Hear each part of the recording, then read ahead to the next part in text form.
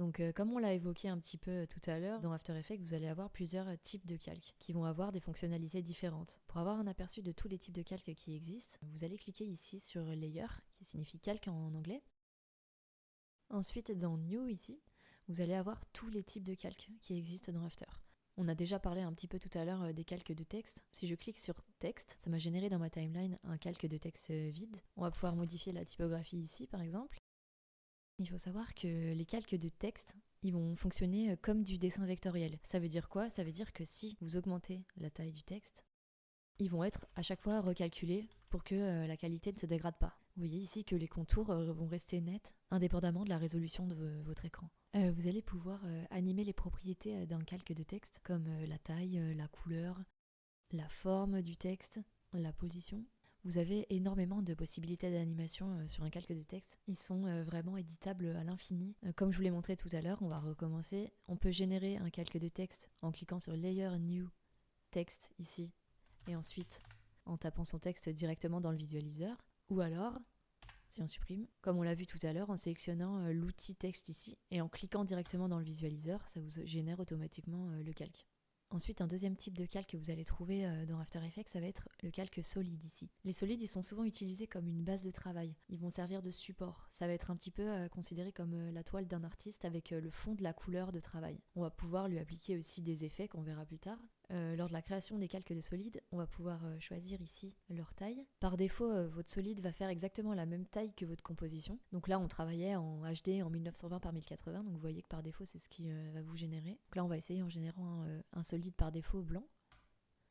Donc vous voyez, en fait, c'est tout simplement, ça m'a fait un rectangle blanc de la même taille que ma composition. Et évidemment, sur ces solides, on peut appliquer exactement comme sur le texte. On peut changer la position du solide, son échelle. On va pouvoir venir aussi lui appliquer des effets. Si on retourne dans les settings du solide ici, on va pouvoir à tout moment changer sa couleur, changer sa taille.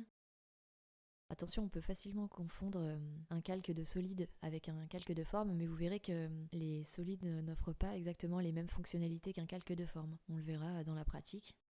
Ensuite, ici vous avez un calque qui s'appelle Light, donc lumière. On en parlera un petit peu plus tard, mais globalement, donc, comme son nom l'indique, ce type de calque-là va permettre de générer des lumières sur vos compositions. C'est un petit peu plus avancé, donc on va pas en parler pour l'instant. On va juste l'évoquer pour que vous sachiez qu'il existe. Exactement pareil pour ce calque ici, caméra. Donc c'est un type de calque qui va permettre, comme son nom l'indique, de générer des vraies petites caméras virtuelles à l'intérieur d'After Effects. Vous allez pouvoir, grâce à ces caméras, choisir le type d'objectif, l'angle de vue, le zoom et de nombreux autres réglages un petit peu plus avancés. On va pouvoir leur appliquer également, comme tous les autres types de calques, des propriétés de position, de rotation. Ces caméras-là, elles vont être parfaites pour réaliser des travelling exactement comme au cinéma ou d'autres mouvements qui seraient impossibles avec des caméras traditionnelles. On parlera un petit peu plus des caméras dans la pratique. Ensuite, vous avez ici le Null Object, donc objet nul. Quand je clique dessus, vous voyez que ça m'a généré en fait un calque vide avec juste un petit point d'ancrage ici. La notion d'objet nul, c'est quelque chose d'un petit peu complexe à comprendre au départ. Comme je le disais tout à l'heure, c'est un calque transparent. Il va être essentiellement utilisé comme contrôleur. Il va vous permettre d'appliquer des transformations sur d'autres calques ou sur plusieurs calques à la fois. On va en reparler assez souvent de l'objet nul pour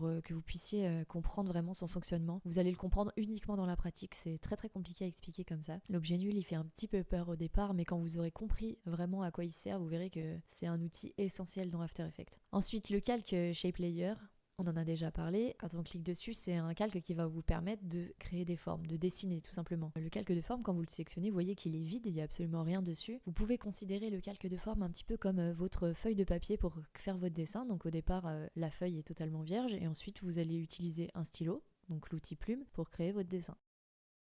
Vous pouvez faire autant de formes que vous souhaitez sur un calque de forme ou vous pouvez aussi créer d'autres calques de forme si vous voulez séparer ces formes. Donc par exemple ici.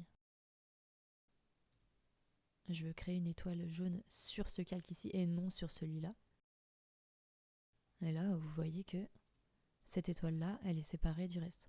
Donc exactement comme on l'a vu précédemment, vous allez pouvoir sur chaque forme appliquer des transformations. Avec l'outil V, vous allez pouvoir déplacer votre objet. Si on sélectionne W, l'outil rotation, vous allez pouvoir lui appliquer une rotation. Donc bien sûr, comme on l'a déjà évoqué, toujours autour d'un point d'ancrage. Là, vous voyez que le point d'ancrage, il se trouve ici, ce qui n'est pas très logique. Si je sélectionne Y ou cet outil ici, point d'ancrage, je vais pouvoir le déplacer.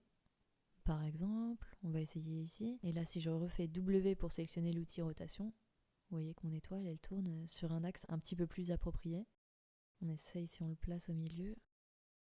Et là, l'étoile, elle va tourner sur elle-même. Donc voilà pour les shape layers, calques de forme. Pour terminer, on va parler de l'adjustment layer. Donc en français, c'est le calque d'effet. Tout simplement, comme son nom l'indique, c'est un calque sur lequel vous allez appliquer des effets. Donc une chose à savoir dans After Effects, vous pouvez appliquer des effets directement sur vos images. Par exemple, ici, si je mets mon dinosaure, que je vais dans Effets, et que je veux lui appliquer par exemple un flou gaussien, donc Gaussian Blur, je récupère ici mon effet, je vais le glisser sur mon image directement, et ensuite, je vais venir régler ici les propriétés de mon flou. Donc là, c'est appliqué directement sur mon image. Il y a une autre façon d'appliquer un effet dans After Effects, là, je vais supprimer mon effet, c'est d'utiliser ces adjustment layers, donc calque d'effet. Je vais le sélectionner. Vous voyez que ça m'a généré un calque vide par-dessus mon image. Je vais sélectionner ce calque ici, et je vais venir appliquer mon flou sur ce calque vide là, et le régler. Donc en fait, ça me permet de venir coller mes effets sur un calque vide plutôt que d'agir directement sur mon image. Vous verrez que dans certains cas, on va utiliser un calque d'effet et dans d'autres cas, on va venir apposer l'effet directement sur l'image. Donc voilà pour les différents types de calques. Et maintenant, vous avez vraiment les bases pour commencer à travailler dans After Effects. On va pouvoir commencer à s'intéresser maintenant à la pratique.